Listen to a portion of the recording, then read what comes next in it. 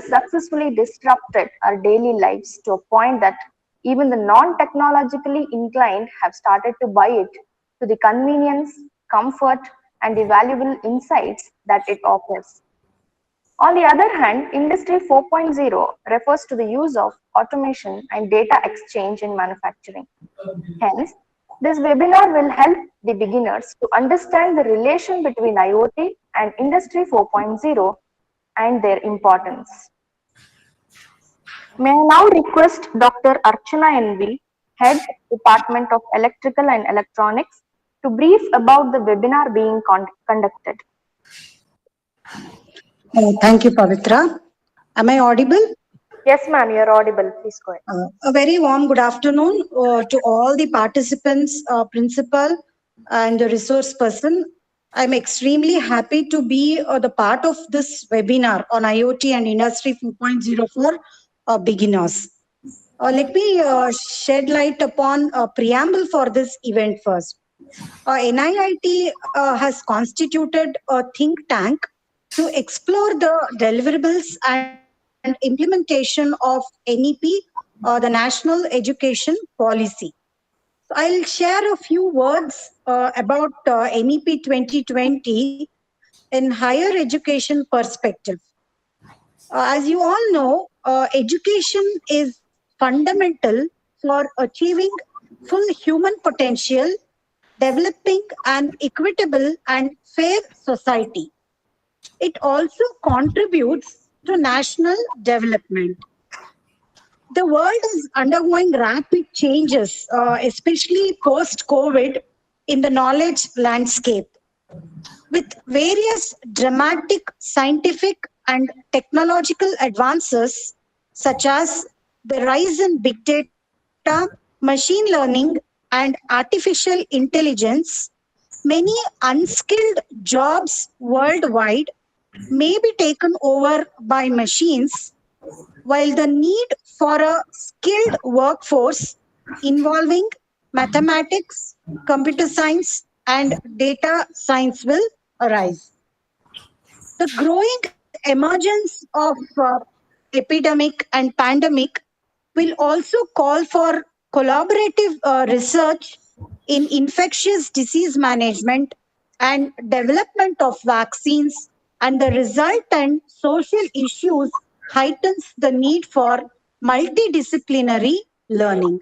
With this background, NEP 2020 focuses on less content and more towards learning about how to think critically and solve problems, how to be creative, and multidisciplinary thought process. The NEP also has its impact on higher education, which we are more concerned about. The impact of NEP on higher education, to list a few, are a new and forward looking vision for India's higher education system, institutional restructuring and consolidation towards a more holistic and multidisciplinary education, optimal learning environments and support to student, internationalization, and more importantly, curbing of commercialization of education. All the above with motivated, energized, and capable faculty. Uh, there are a lot more to be spoken about the national education policy. With relevance to the above context, NIIT, the NEP cell of NIIT, has organized a multidisciplinary event on IoT and Industry 4.0. While Industry 3.0 focused on automated production, computers, IT systems, and robotics, 4.0 is about smart factory, autonomous systems, IoT, machine learning, and henceforth. So this is a brief introduction about this event, and I aspire to listen and learn more from our resource person. Thank you for giving me this opportunity. Thank you, ma'am. Thank you for briefing out about the webinar being conducted and the connection of this content with our NEP. Now, I take this opportunity to welcome our beloved principal, Dr. Bansi Lal sir, who has facilitated us in all aspects in conducting this program. I also extend my cordial welcome to Dr. Archana NV, Head, Department of Electrical and Electronics, and all the heads of various departments of our institution. I wholeheartedly welcome our today's guest and resource person, Mr. Yogesh M.I. Mr. Yogesh M.I. works as a senior staff application engineer for NETI M2M India Private Limited and has around 8 years of experience in the field of Internet of Things and Industry 4.0. He is a lead architect for the major products such as Modbus Scanner and Modbus Sniffer for industrial Modbus communication, for which they have also applied for the patent. Sir has also developed his own products and made them open source for the community use, which also includes COVID related products. I welcome you, sir. I also extend my welcome to all our staff and our dear students who has joined us here to this webinar. I now request our principal, Dr. Bansilal sir, to address the gathering and say a few words about the webinar being conducted. Good afternoon. Good afternoon, sir. Well, I'm very happy to know that our institute through the so-called NEP cell is organizing this program. Industry 4.0 has become a buzzword in today's world. Today morning, just for some few minutes, I was just going through what exactly is Industry 4.0. And to put it in a nutshell, you can say Industrial Revolution Stage 4. And when Industrial Revolution 1 started, the machines were depending on water power, steam power. And when it came to two, rail tracks were there, telegraphs were there, and some machines came in. That was Revolution 2. And Revolution 3 is what we have been seeing for the last 20-25 years, wherein computers came in, digitization started to some extent. And now, smart manufacturing is generally referred to as Industry 4.0. And basically, there will be a large-scale machine-to-machine interface is what I understand.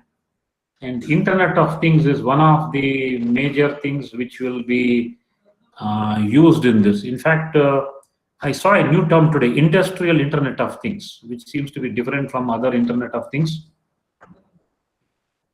So, if you look at it, it consists of many technologies involved. I'll just briefly try to see. I saw it somewhere. I have the mobile in my hand. Okay. Smart sensors and yeah, see. It consists of Internet of Things platform, as I told you, then location detection technologies, where the machine or things are located, advanced man-machine interface, 3D printing, smart sensors, data analytics, big data analytics, augmented reality wearables, on-demand availability of computer system resources, data visualization, cyber physical systems, cognitive computing. All these things will put together to go into what is known as Industry 4.0, where automation will be a very major thing. And apart from this, there will be a lot of challenges here in terms of economics. A country like us may have to bear a high cost of it. Organizational challenges will be there. The other thing to note is our country recently, if you see, has announced, the government of India has announced many policies, especially in the field of electronic manufacturing, called productive linked incentives to incentivize local manufacturing. our consumption of electronic goods is so high that more than 70% of the components are basically imported. And now, due to COVID, if you have been following the data, India was supposed to be a major exporter of pharmaceuticals. And the amazing thing is, you have ingredients, inputs, raw materials called active pharmaceutical ingredients, and things like that, 70% of which was being imported from China. And now the government of India is trying to bring in a policy wherein even these raw materials are manufactured locally so that the supply chain disruption doesn't occur and you are more self-reliant. Just 2 3 months back, productivity linked incentive were announced for 10 different sectors, including telecom sector, electronic manufacturing, wherein encouragement is given to local manufacturers to see that manufacturing takes within the country rather than importing components from outside. So there is a lot of encouragement from the government of India. Resources are available in terms of knowledge power, in terms of young engineers and others who are available in the society. The other thing, I was reading one article today morning issued by NASCOM. In spite of the pandemic, NASCOM has released a report saying 1,600 new startups were successfully started this year, and they have a definition called unicorn. Unicorn is one wherein the turnover exceeds $1 billion. And in spite of the pandemic, our country this year has produced 16 unicorns, indicating out of this 1,600, 1% were able to have a turnover of $1 billion, which means to say in today's terminology, it comes to around 7,500 crores per annum. Scope is there, policies are there. The only thing is we have to upgrade our knowledge and skills in the related area so that youngsters can shift in this area, upgrade their skill. And there is a huge opportunity waiting in front of us. Presently, we are lagging behind as far as Industry 4.0 is concerned. Point number one.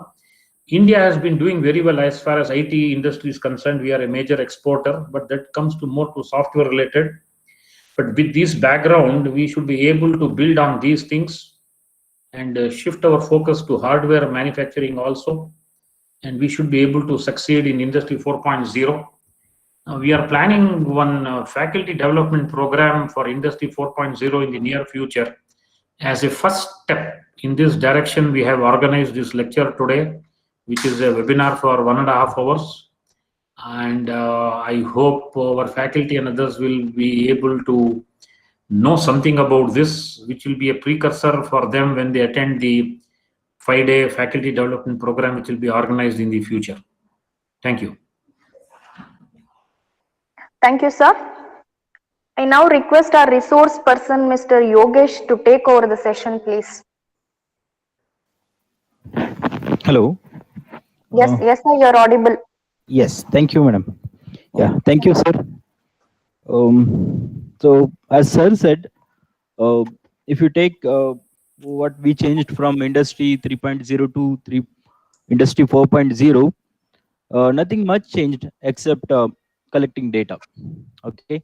So nowadays, we all are speaking in the names called IoT, machine learning, artificial intelligence. So these are the words like for the, you can say, jargon words, but if you take it in very simple way, uh, things will be very close to us, in the sense it's already we are doing day to day, and for that we are keeping some technical names. So I will try to explain each and everything. So let me open just a minute the screen.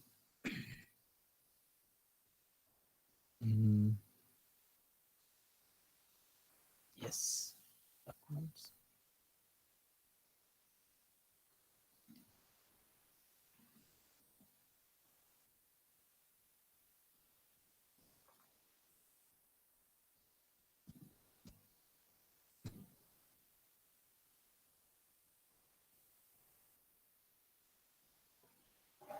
Hello.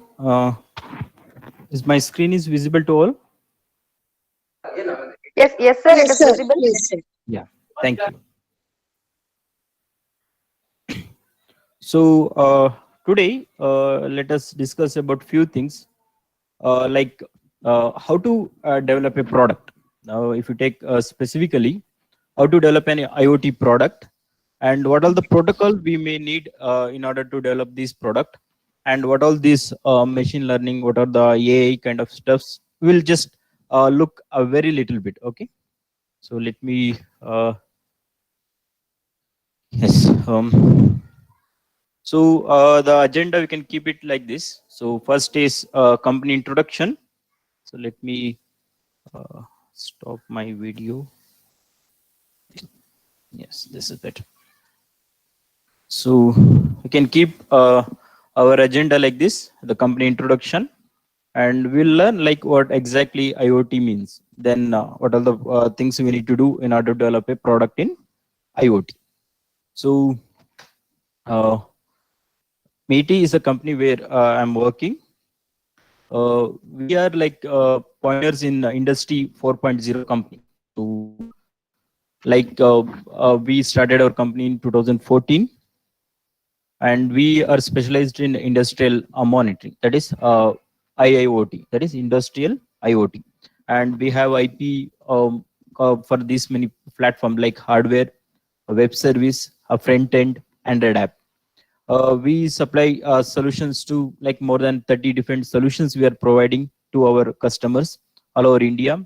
And we have like more than 100 customers across India.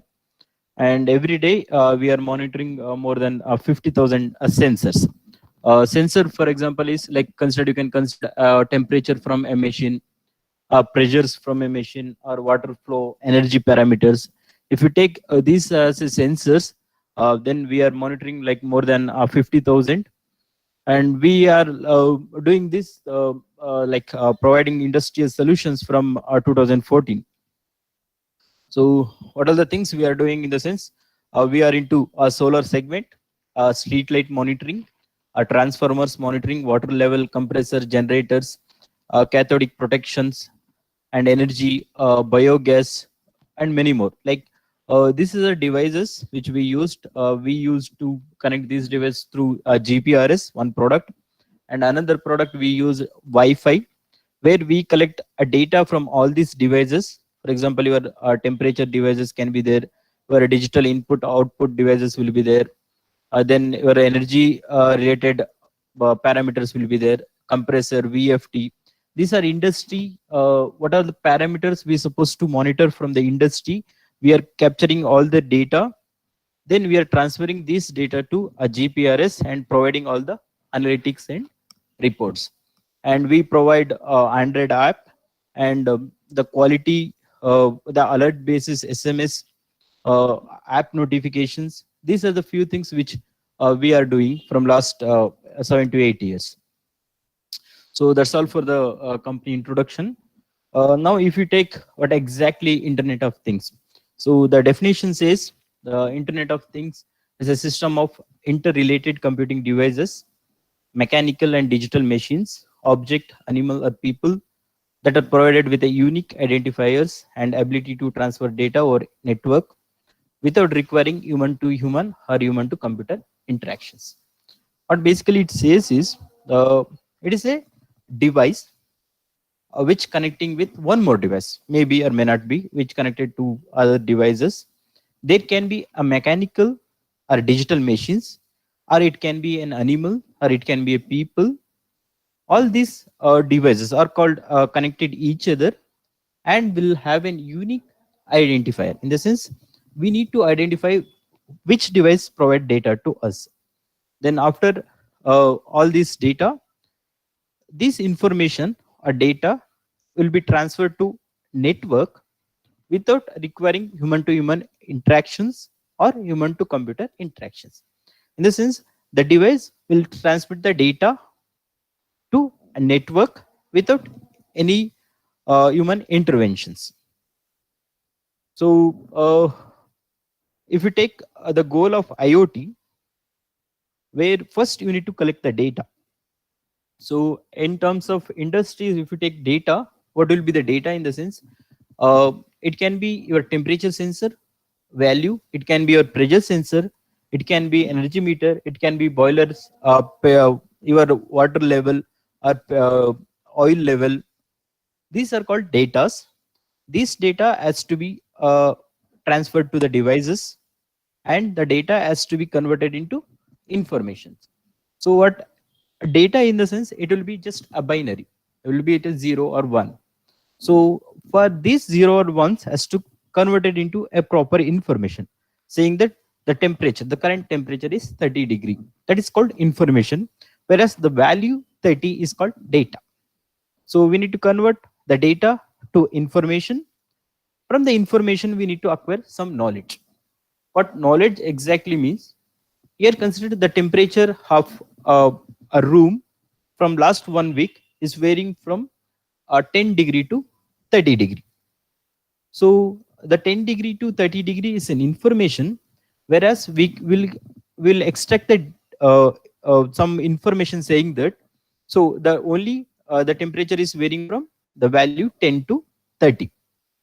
So this is the knowledge which we will get. Okay, it is not exceeding more than 30 degree, or it is not lesser than 10 degree. So after getting this information, we can decide on something like called the wisdom, where we can decide, okay, this is the temperature range we have in our room from last 1 week or 2 weeks. So with this temperature, is it we need to use air conditioner, or is it we need to use a fan, or what kind of environment we are living, so that we can come to a conclusion. That's called a wisdom part. Where if you take in terms of the current buzzwords, the IoT, machine learning, and artificial intelligence, the first two things like your data and informations, where your IoT comes into picture, where you are getting data from the physical devices. The physical devices is nothing but the room environment here. So where the data we are getting from the physical device and transferring this data to invalid information. These two segment comes under IoT, that is Internet of Things, where each and every device is transferring this data to a consolidated computer, or called network. You can take it as a network. Then using this information, you are creating some model or some algorithm you will put on the top of it, and you'll make sure the system is learning. In the sense, it is started to understand the environment where we are living, the example which I have took, and it will start providing some models. Those things are called your machine learning. After these learnings, what are the models which we get, then we will get a something out of it. That's called your artificial intelligence, where you the whatever the learnings you applied will be learnings you come across will be applied on some devices. That's called artificial intelligence. So these are the very simple, where we are collecting data and we are processing the data. Those are called Internet of Things. And after the getting the data and valid information, on top of it, we are putting some models or some algorithms, some understanding, are called your machine learning.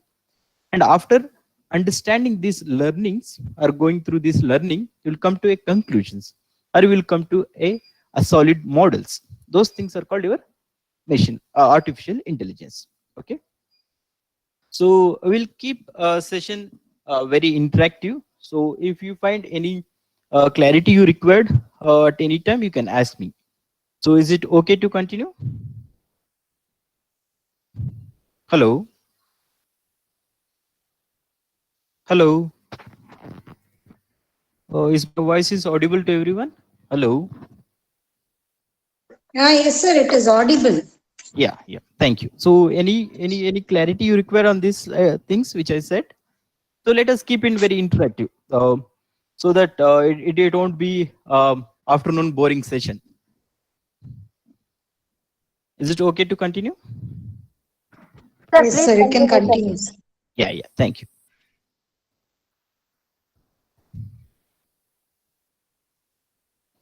So that's what I said. Turning your data into a wisdom. The way we are collecting data, the data will be your one and zeros. The data we are converting into an information. Then the informations we are creating some model out of it. Then that's called knowledge. From that we can do a useful product to the world. So now If you take like, oh, who can develop a product, that too an IoT product? If you ask me, anyone with a few like understanding on electronics or software or mechanical stuffs can develop a product. So any engineer can develop an IoT product with following a few steps. What are the steps which I mentioned here? Can develop the product. So before getting into these steps, let me get a few examples which the last year interns are developed. So we every years we have interns in our office.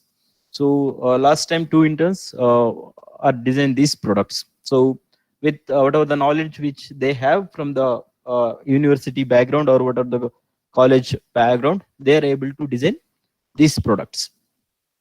So the first two products are called Entrol, and one more is called a switch binary. The Entrol means where you can have this as an energy meter inside, where it will measure all the energy related parameters, and you will have a relay here which controls the load. And all these informations are connected to internet and providing the data. And you can control this device through internet. Saying, for example, if you say Alexa, turn off device, Alexa, turn on device, you can do this. For example, where you can use this product is, consider you want to monitor the energy consumption of your devices. For example, in your home, consider you need to monitor the refrigerator, or you need to monitor the geyser in your home. Then you can use this product where you need to connect 230 power input to this, and if you connect the two phase and neutral to any your fan or refrigerator or geyser, you can monitor like how much energy it is consuming, what is the power factor it is working, or like how much the unit it is consuming in a month. And whenever you request it to turn it on or turn it off, you can do it. So if you give much more yeah, easiest example, so every day when we woke up in the morning, we'll going to switch on the geyser, right? Instead of we are going and switch on the geyser, with this product, you can say, Alexa, turn on geyser. It will switch it on. And if you say like turn it off after half an hour or 15 minutes, that it will do. So this product, which is called Entrol, and the one more product which you can say switch binary. This is very similar to this product. It has an RTC, in the sense a real-time clock, where you can set it like an alarm. Considered a morning at 6 o'clock to 7 o'clock. If you want some device to be turned on, you can do with that, and it's also connected with the internet. And these two are the another two products. The one called Switch to Smart, and another called Light On. Uh, Both these devices are for the your fans and lighting systems, where you may have already seen few bulbs like smart bulbs, Vipro, Siska bulbs, or Me bulbs, where you can control the brightness of the light, or you can change to the color, whichever the color you want. Similar to that, we designed one product, and this is similar. Like you can have instead of a switchboard in your home, you can use this product where you can turn it on, turn it off through manually, or else you can use Alexa or any Google Home services, where you can give your voice command and you can turn it on, turn it off. And another two products are for the water quality measurement. One measures the TDS, another one measures the pH. Where if you want to monitor your water quality in your home, where the sump or tank, you can use this product. It will say how much pH level it has and what is the total dissolved drinking or not. That you will come to know. So all these products are designed by students. Um, from the place where the PCB designing to the writing a firmware to it, and mechanical design, and even the stickering part. All these things are done by the students only. So why I choose this particular slide to you people is just because if you people are decided to develop any product, any IoT product, you can design it is very easy. That's what even the last year interns are, they just passed out from colleges, or even they are doing a second year in their MTech, and they are able to do this product. So these are the 6 products which I'm going to explain now. So what are the information you required before getting into this product? The first one is your market research and feasibility study. So what exactly the market research and feasibility study? Consider you want to develop a product. First, you need to know that whether these products are already available in the market or not. For example, if you consider the light on the product which we designed, the smart bulb, which is already present in the market. Okay, like you can get it from like 800 rupees or 900 rupees from Wipro or Cisco. So first you need to know like whether you have a similar product in the market. If you have a similar product in the market, what are the different features you're going to add it? Like what is the cost of that product? Is it I'm going to design with a lesser cost? Is it the product which has this particular feature is not present, so that our product will have the same with a feature which is not there in the product which we already have in the market. Those things are called a market research and feasibility study. For example, if you take here where we can have a heart monitoring, like your heartbeat monitoring devices, we can find multiple devices like your smart band which you have in your hand, where those devices are already monitoring the heartbeat. If you decided to design your own, so you need to know like whether you need to design with the bugs which they have. Like, is it why we need to exactly wear at the wrist? Can we wear at the neck? Hello? Yes, sir. Hello? Hello? Hello, sir. Yes, madam. Somebody, hello? Yes, madam. Somebody interrupted me. So any clarity they required? Or else can I continue with it? Continue, sir. Continue. Okay, okay. Thank you. Yes, yes, sir. Okay. So we need to know like if you want to design a camera module which has connected to Internet of Things, then what are the features we want? If you have planned to design some music players, you can find so many available devices in the market. So what are the features you are going to bring? So those things you need to understand before starting developing any product.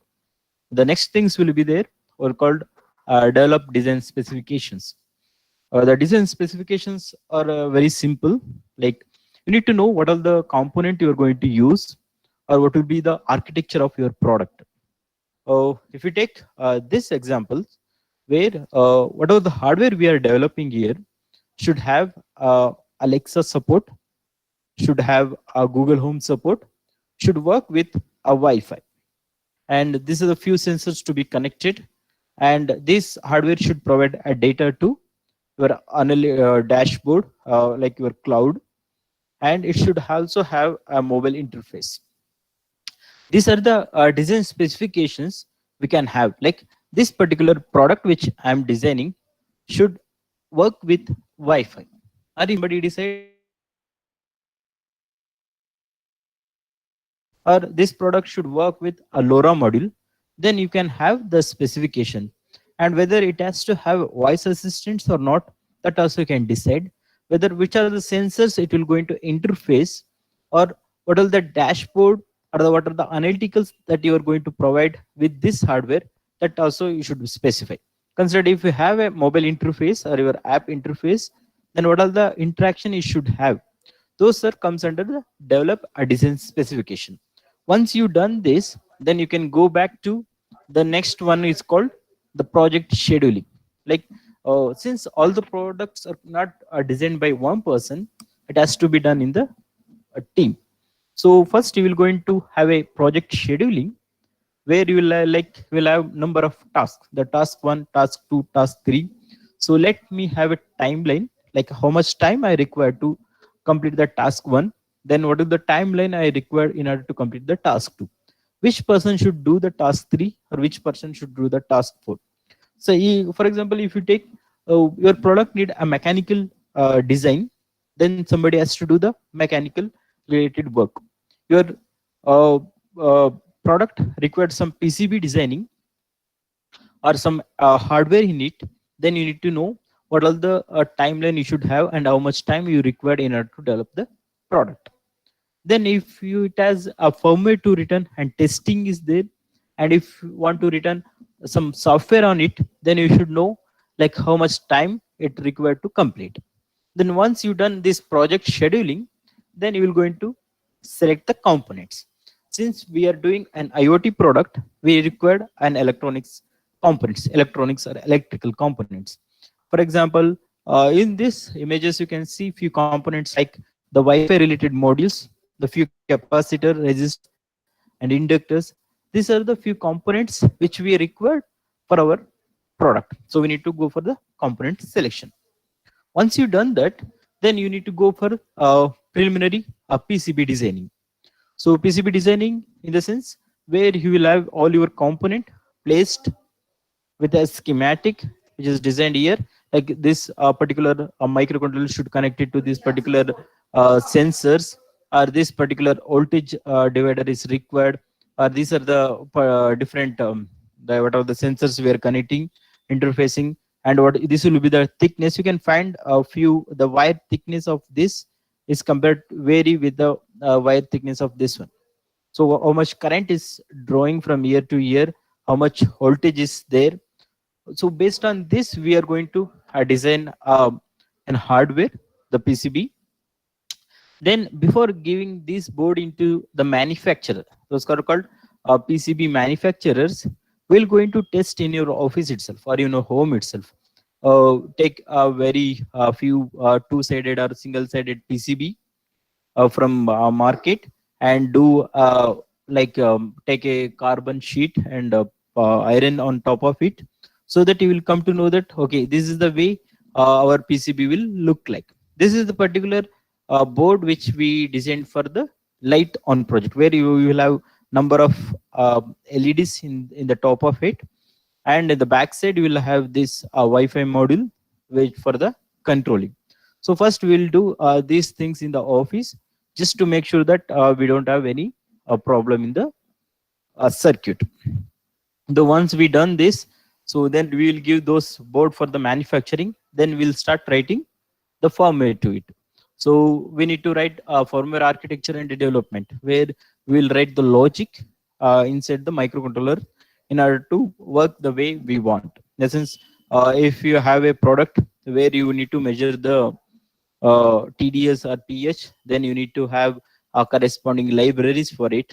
If you want to communicate with Alexa, you need to have Alexa related libraries. And if you have any particular protocol like MQTT protocol, they call that would comes under industry standard nowadays, IoT standard protocol, MQTT. Then you need to write corresponding code to it. So once you've done this coding, then you need to test with your hardware. Then the hardware will be manufactured from the third party. Then the board will become like very close to this. Then whatever the code you written the previously has to test with your hardware. So in this product, I'm testing the TDS values, like the water content, the total dissolved solvents, how much is there, that we are testing, and with whatever the corresponding hardware. And this is the screen where we can able to see like what will be the TDS value, or what will be the whether it is connecting to MQTT or not. Like that, we have a debug screen.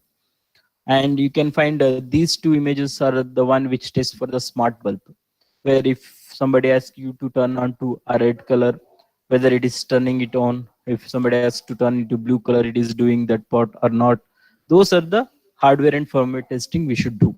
Once these things are done, then you can do a server communication development, where since these products are in IoT, so where we need to transfer the data to cloud or servers, then we need to have corresponding uh, page should be designed, where this is the page for the switch binary dashboard, where you can set the alarm clock for your devices.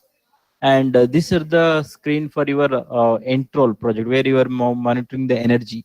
This says that 0.385 units consumed, and the voltage is 242. So these are the screens which we need to develop in order to have a communication with the IoT devices. So this is the relay where you can turn it on, turn it off through internet. And these are the few configuration pages for your Wi-Fi and MQTT. So after doing these things, then you need to do a final integration testing, where final integration of testing is nothing but you will have your Alexa app, or you will have your MQTT dashboards, where you will have like different colors to be chosen for your projects. So where we complete our hardware design, then we finished our firmware design, we tested all the part, then we are having a mobile applications. This is the mobile application which we developed to control the devices. Once we done these things, then we can go for the productions. So these are the final product which look like. And it's not a straightforward in the sense, even though we taken care few things, you may have like a few devices may not work as expected. We may not have to go for the respin, where we need to redesign, or else we need to cut few tracks and find it out this is the way it has to working. Then we need to go back to the PCB manufacturer, and then we need to produce another set of boards for the testing. Once we done all these things, then the product look good. Whatever the first images you are seeing, the product will be. But you can see there will be so many retakes happens here because of design bug, or because of we failed to like capture all the points. Like you can find in this particular images, where the whatever the IC which we chose was wrong, then we may have to design another PCB and get manufactured and connected with this board, and try to see whether the board is working as expected. Once it is done, then we went with a new design, then we finalize the product. And this is the product which we used for the COVID related, where we get automatically the sanitizer will be dispatched using ultrasonic sensor and the PCB. And this is the board which we developed for the energy monitoring, where we have multiple boards we have to design. And this is for the energy current transformers, where we need to monitor the current consumptions.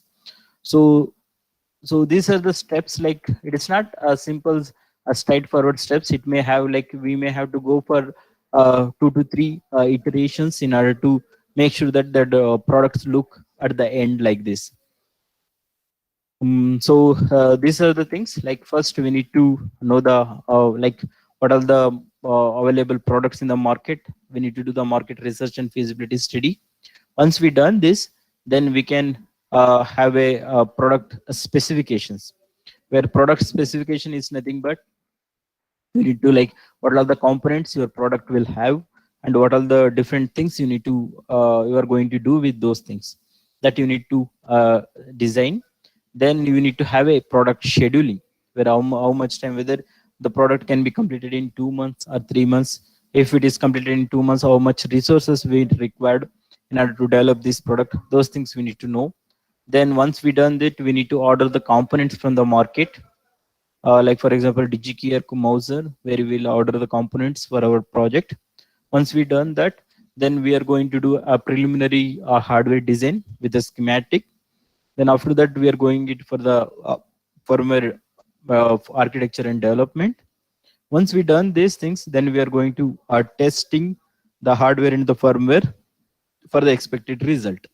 If you are not able to get the expected result, then we need to go back and redesign our hardware or the firmware. Then we need to make sure that the both are working as expected. Then for that, and in server part, where the servers we need to have our dashboard interactions, where the data exchange between the server with IoT products will happen. Then we need to design these screens.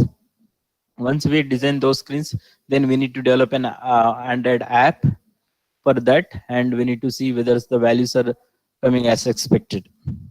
Once we done this, then we'll go for the productions, and if everything looks good, then we can have the final product which look similar to this. So any doubts you have, any clarity you required on this product development? Let us make it very interactive.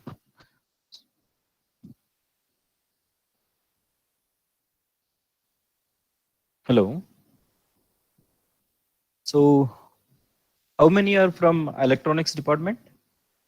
Is it like multidisciplinary people are there? Only one department students are there?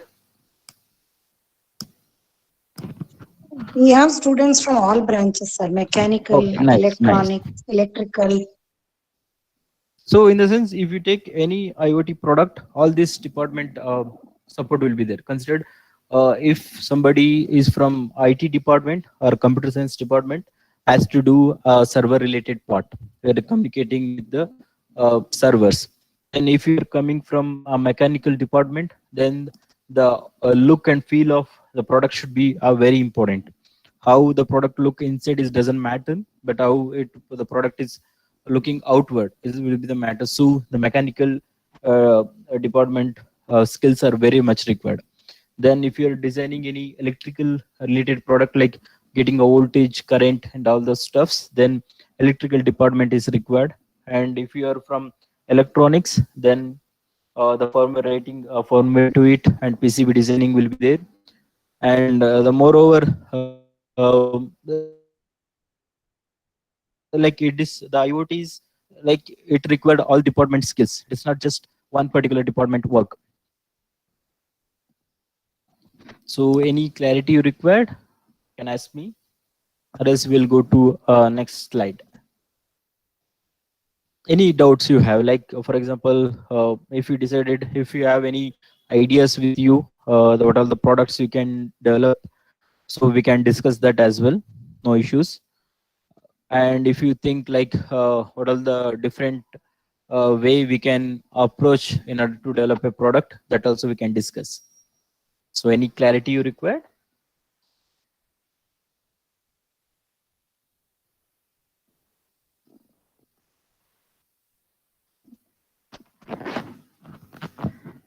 Okay, shall I proceed?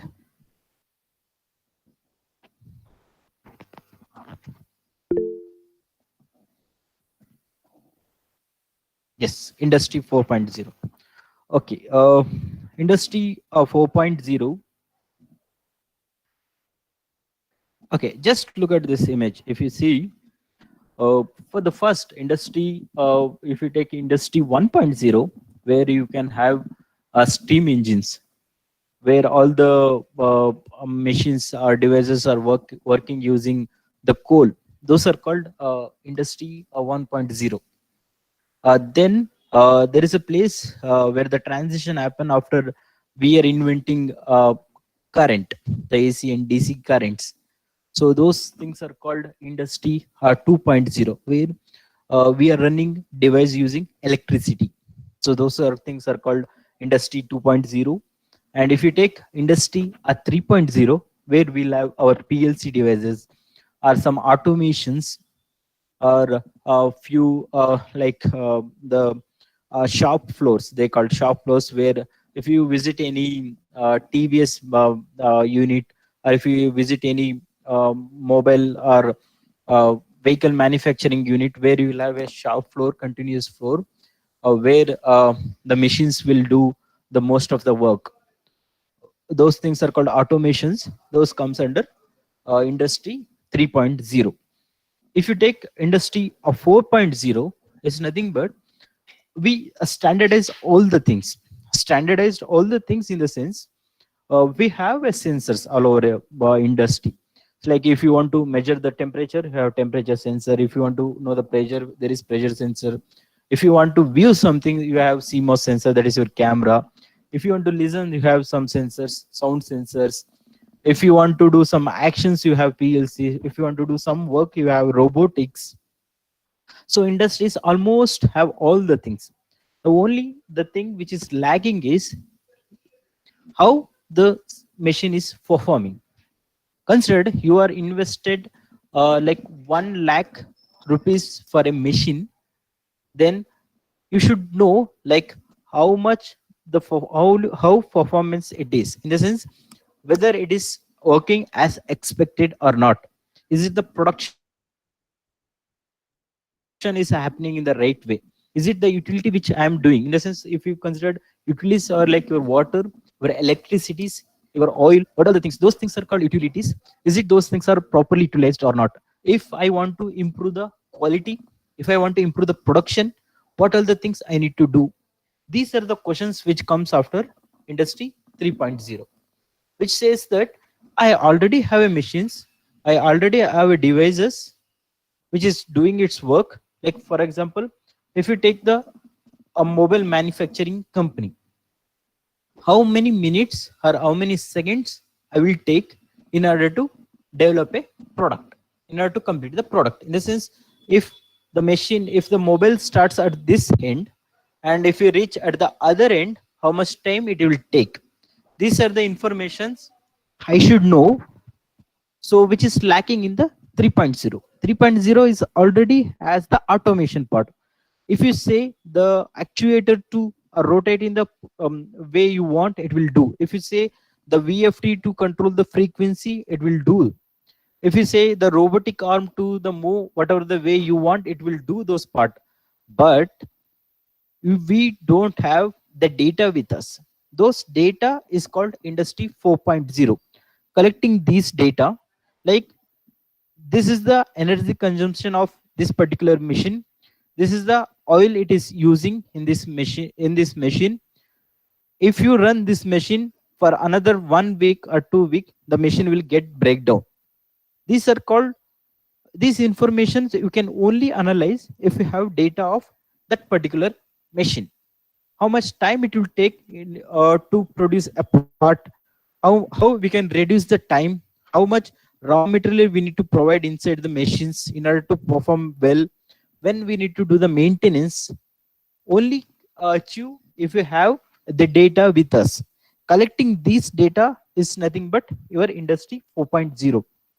And if you take what are the other things we can do after collecting these data, will be comes under your machine learning, where we'll learn, try to learn the data which we have, and we can come to a conclusion of, okay, with this particular machine, with these resources like 2 to 3 operators, we can produce this many devices.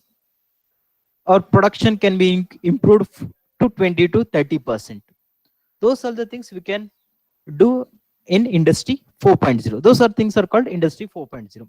If we take customer X, which we design, instead I can't disclose their name.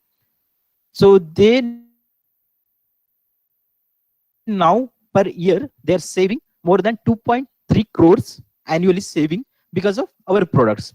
The only things which we done is we try to monitor the energy consumption. They have big boilers. To eat the boilers for their operations, they need to use the energy meters. Okay, the energy consumptions will be there. So previously they don't know how much energy they are utilizing, because it is just the bill which comes at the end of the month.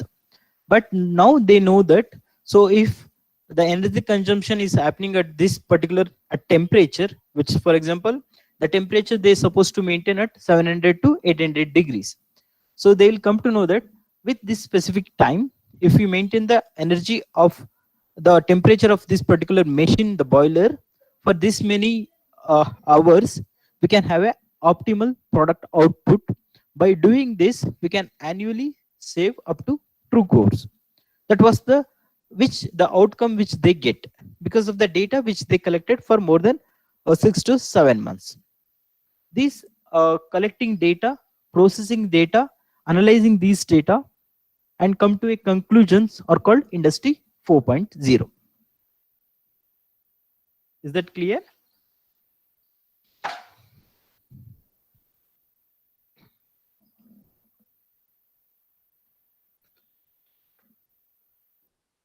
Can I proceed further?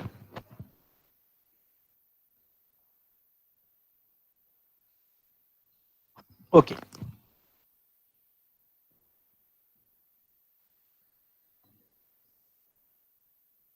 Okay, now let us get into the one more product.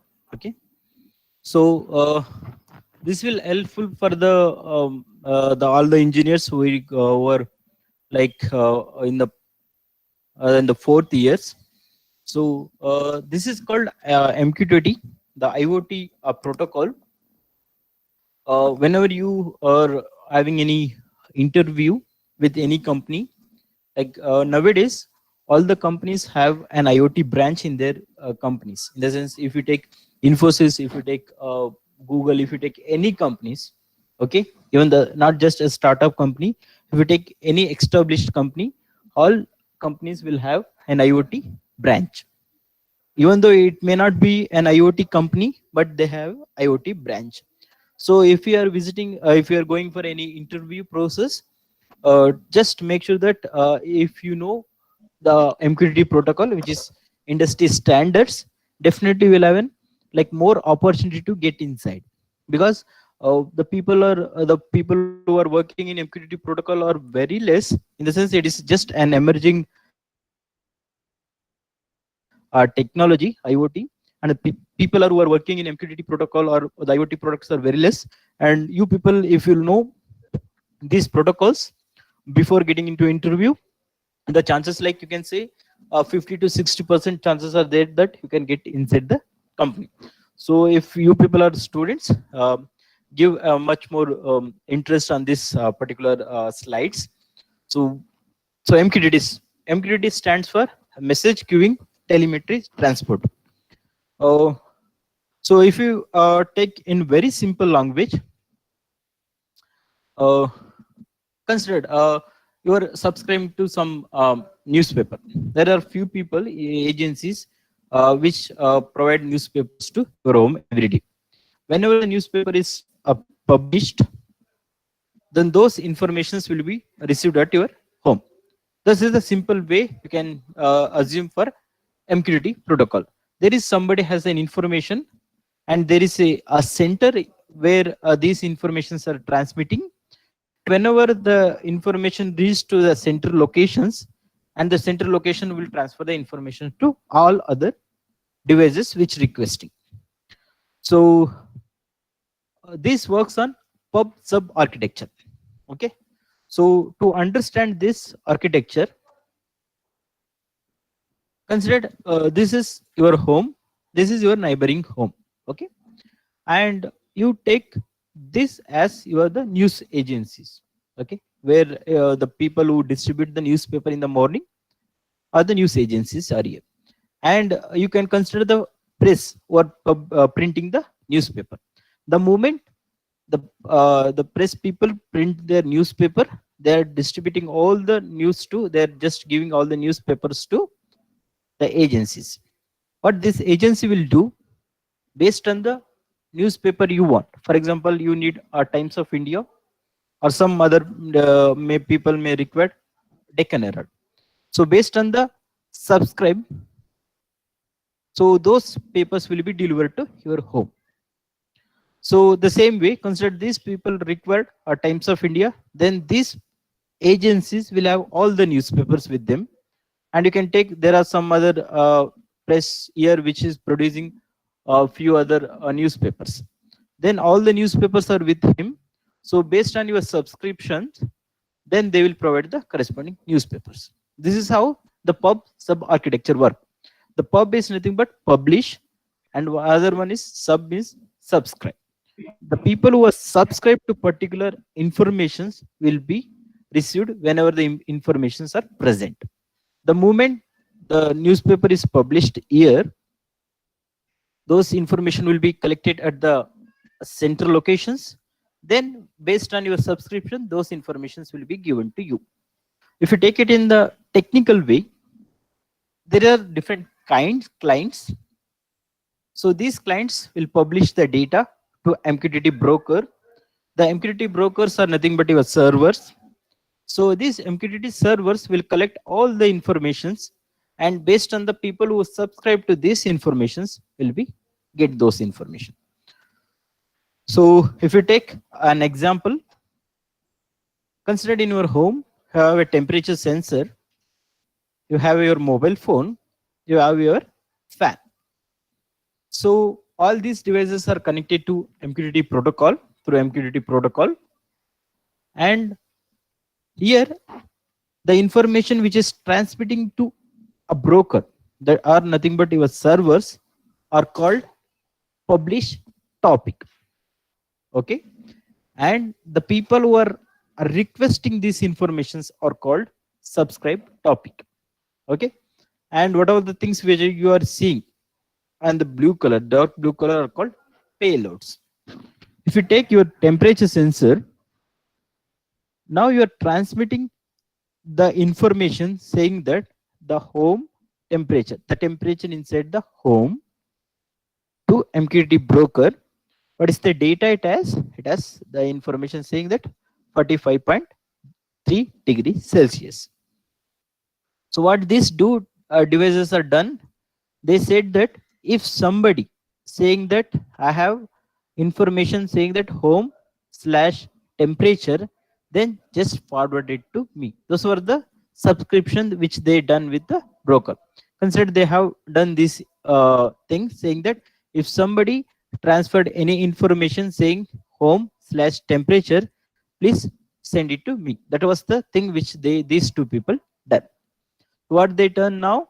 So as soon as the temperature information sent by this temperature device will be received at MQTT broker, then the information is transferred to your mobile phone. Now, the moment this temperature sensor sends the data, you will have it at your phone. So you'll come to know that, okay, the current temperature is 45.3 degrees Celsius. Then you need to turn on the device. What you will say, home slash fan turn on.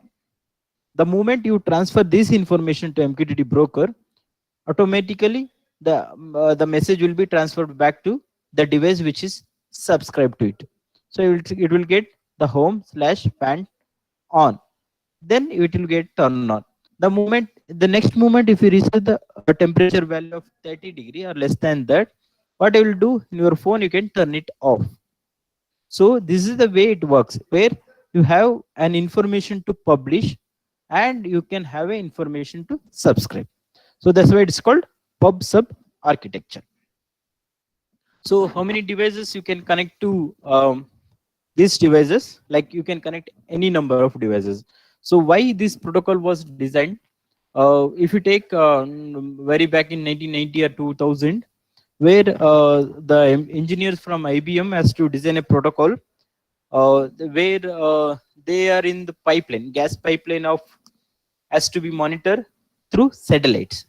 Where the problem for them is they have to design a product which works at low power battery operated devices with minimum bandwidth. So keeping those things in the mind, they have designed this product with the pub sub architecture. So these many devices you can connect, any devices like your telephone, your watches, your mobile phone, your light, the headphone set, anything can be connected to internet using MQTT protocol. So how the communication will happen? So it is simple. The people who are connecting to the broker are called clients, and the server which is connecting all these requests are called brokers, MQTT brokers. So first you need to issue a command saying connect. As soon as it is received at the broker level, it will say connect acknowledgement. Then he will say, if you have anything to subscribe, he'll say subscribe to this particular topic, then you will subscribe to it. Then if you have any topic to publish, you can do a publish, then you will get a publish acknowledgement. Then the moment you say disconnected, you will get a disconnect acknowledgement. So these are the only topics, only commands supports from MQTT, and it's very easy. So like, for example, you have only, yeah, you have only 14 packets here. These are the packets which you can work. Like for example, connect acknowledgement, publish acknowledgement, publish received, and publish release. And you have publish complete packet. Then you have two more things called subscribe and subscribe acknowledgement. And if you decided at any point that you want to unsubscribe to the topic, then you can do unsubscribe. Then you will get an acknowledgement to it, or unsubscribe. Then you can have a ping request and you will get a ping response. Then you can do a disconnection. So these are the only 14 packets which supports in the MQTT, and it is very simple to use. So this is the MQTT standard packet structures look like. The one is a control header, when the width, one more is the packet length, but always present in the headers. It will be up to 1 to 4 bytes. Then you will have a variable headers. Then you have a payloads. So this is the simple example how the connect packet look like. It has a fixed header of control headers and packet length. This is the packet length it has and the control header. So, and this is the variable header it look like, where you have protocol length of MSP and LSP. Then you have a protocol name, which is MQTT. The protocol which you are using is MQTT. Then protocol level, at what level you are working. You are working at the level 3. Sorry, you are working at the level 4. Yes, 1, 2, and 4. Yeah, you are working at the level 4. Then you will have a connecting flags like username, password, whether which billing message you need to have, whether you need to have a clear session, whether you have to have a retain flag. So how long it can keep alive, those are the values you need to provide in a variable header. Then you will have all your payloads. The payloads is nothing but the will topic. Will topic is nothing but you need to say whether the device is working or not.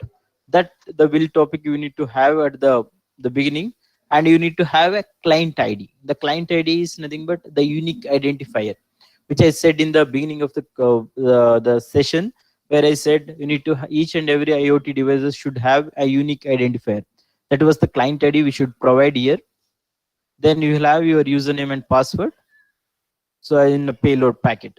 So if you take an examples, this is the example look like. The first you have a connect packet and the length of the packets, and in this you will have a password and a session clean and retain flags. So how much time it has to keep alive? It can keep alive up to 60 seconds. The same thing, you have your packet identifier, unique identifier. The MAC address which I gave as an unique identifier here, and the username, the password which I gave as an example. I took my name as Yogesh, and the message which I'm providing is offline. And for this, you will have acknowledgement from the servers. This is how it looked like. The connection accepted or connection refused, or else you have a bad username and password, unauthorized. These are the different, the code based on the command which you sent. Then the examples. Then this is the topics, like the every MQTT product will identified through the topics. Topics are nothing but, consider you have home. Inside the home you have room. Inside the room you need to know the door status. That can be done. And inside the ground floor you may have living room. Inside that you may have to know the temperatures. That is the topic you can have with the topic level separators. You can identify this. Instead of my home, if you give an unique name to your device, that can be done. Home / ground floor. Inside the ground floor you may have a temperature devices. So those things you need to know, like to transfer the information. Only why this product, the protocol is so secured, because these topics are known by the people who are using, so that it is not the common things for all the people. Because you may have, instead of my home you can have your own name, or ground floor you can have some numbers, so that this protocol is secured, and in this it is very difficult to somebody to hack this. And the quality of service will be there, like based on the request you have, whether you need to transfer the data at once, or whether you need to get an acknowledgement from the published data, or it has to be acknowledgement, has to be a two-way acknowledgement. Those things can be decided using the quality of services. Then a published packet will be there, so where you are sending the data. So you can say at least once, at most once. How many times you want to send those information, you can decide. And the payload will be, you can decide what is the payload you can have at the topic level. So this is the topic which I'm sending. I'm just sending the unique identifier slash hall. This is say which I said the value of test with the quality of service 0. The same thing can be done with the quality of service 1. The same information can be sent at the quality of service 1 and also the quality of service 2. And for this you will get an publish acknowledgement packet from the broker. It says that packet identifier and it is received by the broker. So if you say two-way acknowledgement, then you need to say publish a received packet will be received. Then after public received packet, then you need to say public release. And it means that we are going to say the broker that release the packet.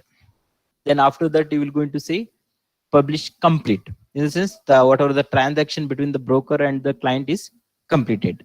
For that, you will get an acknowledgement. So this is the subscribe packet look like. The packet length, variable headers, and their topic which you need to subscribe. The example is look like. So you say I have to subscribe to the topic called MAC address slash LED with the quality of service 0. Or else if you decided you need to have with the quality service 1, you can do that. Or if you say the quality service 2 is required, then also you can do with the this packet. Then for that, we'll get a acknowledgement from the broker saying that based on the code. If you see 00, it means the quality of service 0. 1 means it is 1, 2, or else if it is received 80, it means it is failure. Then you will get an acknowledgement packet example. Then if you decided to subscribe to particular topic, you can do that. After you subscribing it, then after some time like 1 hour or 2 hours, if you want to unsubscribe, you can do with this packet. And this is the example look like the MAC address slash LED. And this is the acknowledgement which you received from the broker. Then this is the ping request. If you don't have any data to transmit to the broker, then you can have a ping request. Those are the information you can get it. And for that ping request, the server will send back the ping response. So, and once you decided to disconnect from the MQTT protocol, you can do this one, MQTT disconnect packet. Okay. So any doubts you have on this protocol? So I have written an article on this. So I will share you with this PPT as well as those article with you people so that you can refer. So those who are going for the interview, if you take any IoT companies or any, then you can use this PPT or slide for your reference. Any clarity you required on this or any doubt you have?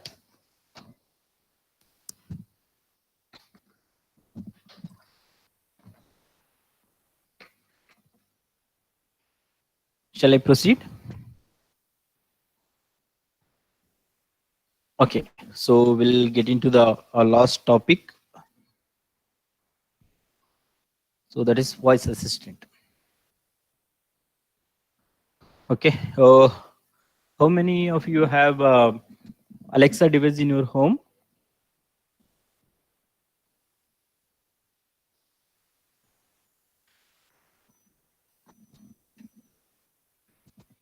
Hello.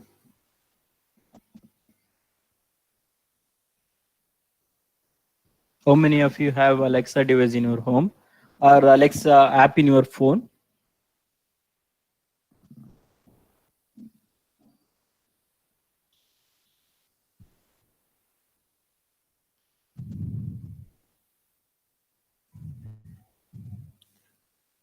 Hello. Okay, I will show you a demo here.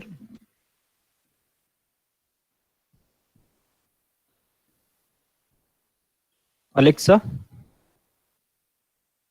Alexa, turn on room light.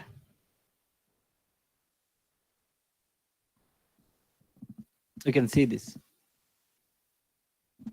So now if you decided to turn it off, Alexa, turn off room light. Okay. So you can see this. The LED which presented this microcontroller is turning off and turning on. So let me try again. Alexa, turn on room light. Alexa, turn on room light. Okay. Alexa, turn off room light. Okay. Okay. So this is an example where I can take all the three examples of like how to develop an IoT product, and what is exactly the machine learning, and what is the artificial intelligence. Okay. So now I will get into the slide. So as I said in the things, this is the architecture which works. Where have an IoT device, as I shown you the IoT device here, the one which I shown to you. This is the IoT device. The moment you said Alexa turn on LED or room light, this information will be listened to your Alexa device, or as for example the phone which I have now, and this information is transferred to AWS servers, and AWS servers based on the request which you sent, it is sending the information to your Synric, which is a third party which used for controlling your IoT devices, and those devices will interact with your IoT devices. Then the LED will be turned on. This is the architecture for your Alexa, where you have AWS server and you have Alexa devices, and these are they called skills. Okay, and based on the request you send, for example, consider if you said Alexa play music, then the information is received at AWS server. Then this information will be transferred to the music service provider, and this service provider will transfer those data to back to AWS, from AWS to your Alexa, and Alexa will start playing it. So, and if you take the same thing with Google architecture, this is how it look like, where you have instead of the Alexa device, you will have your Google Home, that is OK Google. Then this information will be transferred back to your Google servers. Then based on the service you requested, the rest of the things will be taken care. So now let us get like what are the steps it is happening. The first you said, Alexa, turn on room light, the information we said. The moment you said this information, the Alexa will be turned on. You may observe if you have an Alexa device, the moment you said Alexa, those things are called wake word. Okay. The moment you said Alexa, you can find a blue color LED on the circle that shows that then it is active. This is the like the first or simple machine learning algorithms was designed inside our hardware. Okay, so you can say this. Say you may be in any accent. Like for example, the way we said Alexa was totally different. The way the US citizens or UK citizens are telling, or even some other country citizens are telling. Okay, so that particular device, which is the Alexa device, has to recognize the voice. Okay, to recognize this, they have to have the so many algorithms or the machine learning they supposed to do it in order to come to a conclusion that okay, he is saying the word Alexa. Okay, those things are called wake word detection. So machine learning wake word detections is already placed inside our phone. So machine learning logic or artificial intelligence, what are the things we are telling, it's already inbuilt with a small module. They called like it is of 33 KB data set which they provide. Okay, where it will able to identify the sound of whatever the mention. For example, you can say Alexa or OK Google. These keywords are driven by machine learning. The moment you said this word, then the device will be active. Then what all the information you said after Alexa will be streamed to AWS server. Okay, till you say the word Alexa, nothing will be done here. After the word Alexa, all the data which whatever the data you send will be simply streamed to AWS server. If you take a Google, all this data will be streamed to Google servers. And in AWS, this data will be processed based on the request. For example, if you say based Alexa turn on LED, and it will get into the Synric, the third-party server service provider, and they will connect it to your IoT devices, and the IoT device will be turn on your LED. This is how it works. So if it comes from the beginning, so the moment you say Alexa turn on LED, the Alexa will be wake word, which is a machine learning model.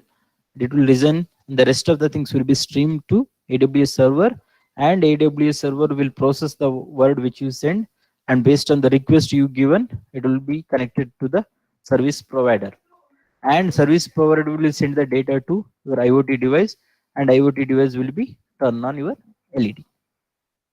Okay, this is how it works. Like the moment I said, you can see here, Alexa. Okay, okay, she has trouble in connecting to internet. Alexa, turn on a room light.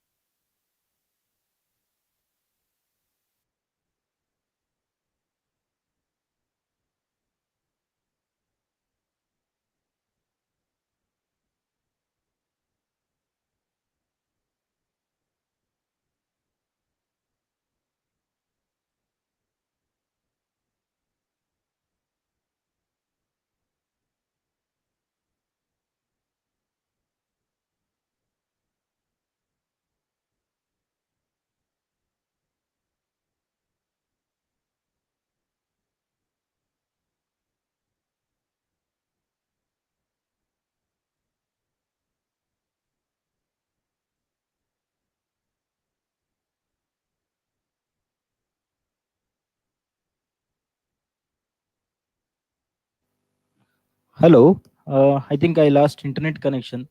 Can somebody tell me where I stopped?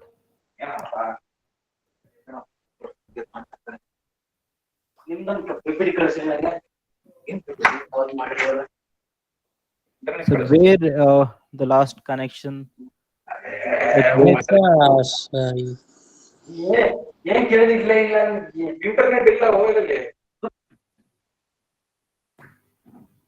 Hello.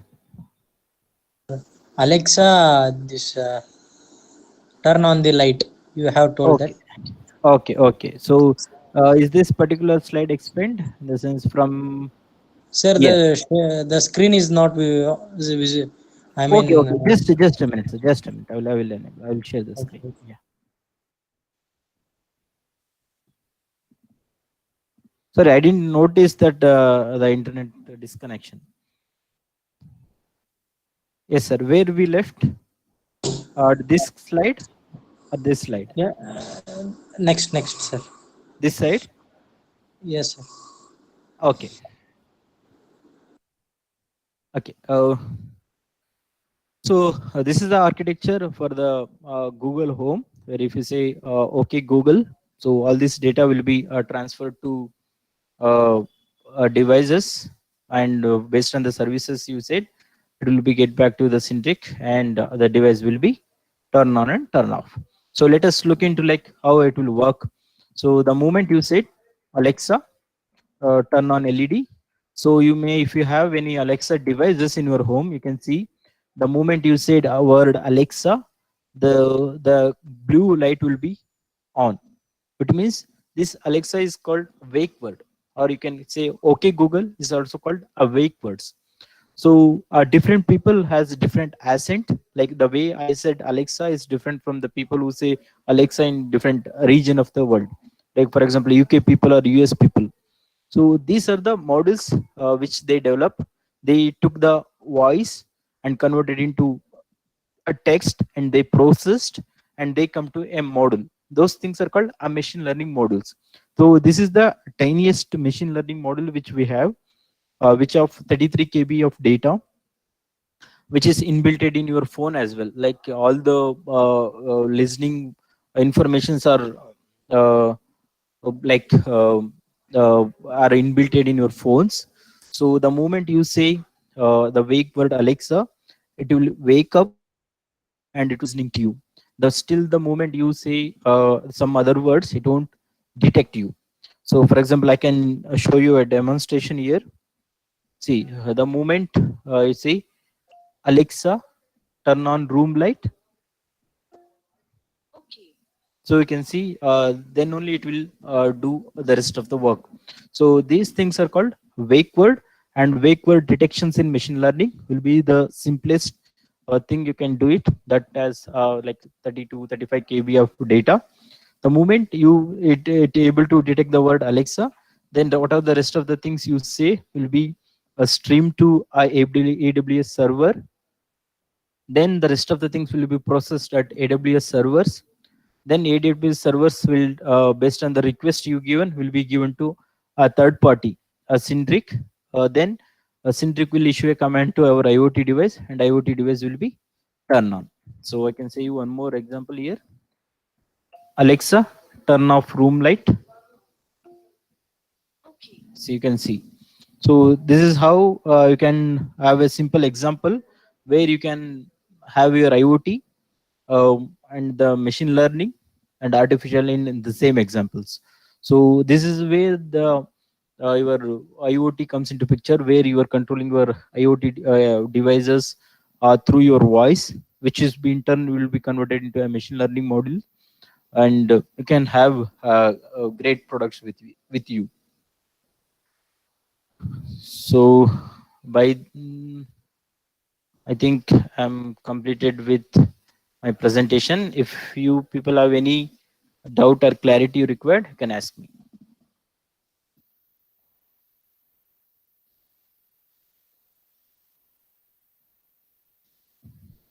Hello.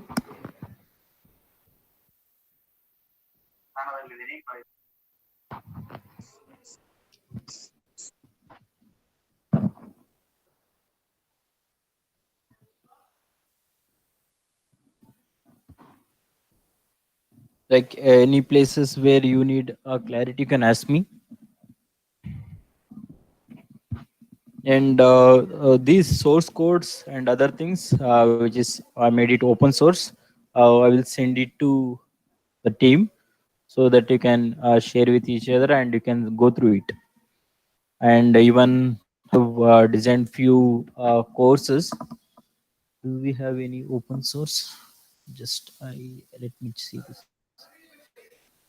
Do we have any open source services for managing and controlling? Yes, yes, yes. That's what I said. See, I have already developed a few things which are open source. I made it, and if you say, if you get into my GitHub account, which is if you go to my GitHub account, where you can have all these things. Like if you get into the this particular Easy IoT Pico, where you will have all the programs. You can have like more than 20, 25, I think 25 programs where you can have MQTT control, Alexa control, and telegrams. So these are the things which I made it open source. Like you can go through it. Yeah, you can have Alexa devices examples here. You can do it. So I will share you these things with you all. See, this is a place. If you get into my GitHub account, like if you search for Yogesh Iglur, so you will get it like simple GitHub/Yogesh Iglur. So you will get so many projects. Like for example, if you are interested in PCB designing, I have few projects on that. And if you are interested in learning programming, so I have a course for you here, which I made it open source. You can get it there. Like you have more than 20, 25 different projects, which consist of your MQTT, Alexa, and so many things that you can go through it. And if you are interested in machine learning kind of stuff, so I'm just learning few things. So that also I'm making it open source. And what are the things which you learned in today's sessions will be inside this random learning, where you will have Alexa demo and MQTT demo and corresponding documents. What are the a PDF which I supposed to share with you will be there inside this random running stuffs. You can get into that. So, any other doubts you have? So I will share these things with Ravi sir, so you can get it from him. Anything else? And in the same way, if somebody interested in learning IoT, so this is the recent board. I hope everybody is able to see this. So this is the development board which I designed recently, like 2-3 days back, which has all the necessary things for an IoT engineers to get into. That you have touch screen, you have SD card interface, you can do IoT related projects, and you have relay stuffs and switches. So we can get into all these informations if you want, and you can contact me if people are interested in this. You can contact me. Okay, that's all from me. Any other clarity you required? If anybody is having any questions to ask, please unmute yourselves and ask.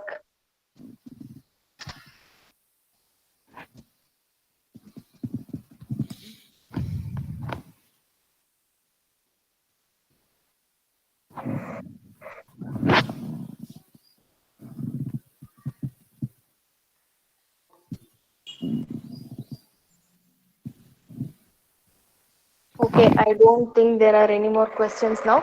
Thank you, sir. That was a very informative session for our students to know and understand the basics of IoT and the Industry 4.0. Yeah.